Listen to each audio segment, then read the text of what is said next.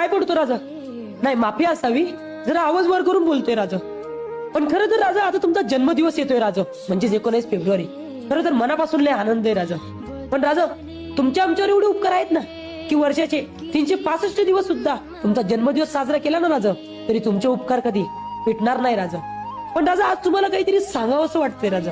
आता अनेकांच्या मनातली शिवभक्ती जागी होणार राजा.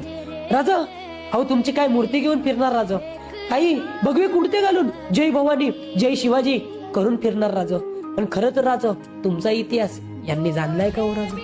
राजा, तुमच्या जन्मदिवसाच्या दिवशी हे बाया नाचवतात राजा. राजा, आपल्या गड किल्ल्यांना हे राजकारणी लोक फोडायला चाललेत राजा. राजा, खरं तर तुमचा इतिहास जाणण्याची आणि जगण्याची या आत्ताच्या पिढीला खरंच खूप गरज आहे राजा. राजा, आपलं शंभूराज, आता आपल्या शंभूराजांचा राज्याभिषेक झाला राजा. नेमकं तेव्हाही लोकांना आठवण पडली राजा. राजा, ज्या राजांनी धर्मासाठी बलिदान दिलं, ज्या राजांनी परिवाराचा विचार न करता स्वतःचं रक्त सांडलं, नेमकं त्याच म्हणजेच आपल्या तुम्ही स्वामींचं आणि आपल्या शंभूराजांचा इतिहास हे विसरत चालले राजा.